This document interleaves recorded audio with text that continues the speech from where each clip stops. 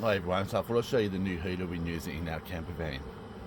Okay, so this one's from Kmart. We picked it up yesterday in Wagga, in New South Wales.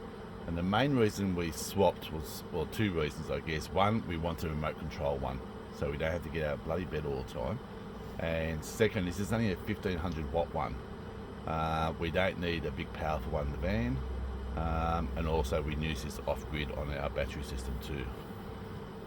So this one, reading the reviews, it didn't sound the best. Because the reviews was the remote control was pretty crap, which it works fine.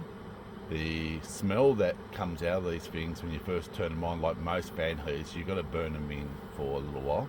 So we plugged it in outside on our 240 volt on the side of our van for, I don't know, over half an hour, maybe a bit longer, and it didn't smell when we brought it in. You can set your temperature on it. It's got two settings. Now the thing that's a little bit different about this one is when you set your temperature, say to 21 degrees, it'll blow heat on either high or low, depending on what you put it on. But once it reaches temperature, it doesn't turn off, it blows air out. I wouldn't say it's not cold air, it's like a coolish air, but I think it's actually a good thing because it blows the heat around the van, and then once the temperature drops below your set temperature, the heat comes back on again. So yeah, at first using it, it's a bit confusing because the manual, you've got to really read the manual on this thing to understand it. But once you get past it, after about, I don't know, half an hour, whatever it was, we worked it out and it works pretty good.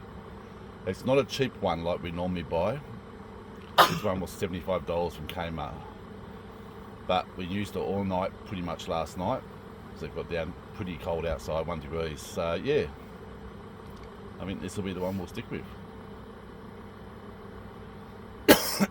Sorry, and also you got the swing function on it. And oh, where was it? I've got my glasses on. Okay. Maybe you should have put your glasses on. I know. So there you go. You can see it swinging. Now, obviously, when you buy things from Kmart and Bunnings, they have a pretty good warranty system. So A year. well, I think it's a year. I think so. If there are any issues or if it doesn't work as good as what we think it should, we'll just take it back. But going on last night, I think it's going to be okay. And the remote control is a bit plasticky. And yeah, soapy.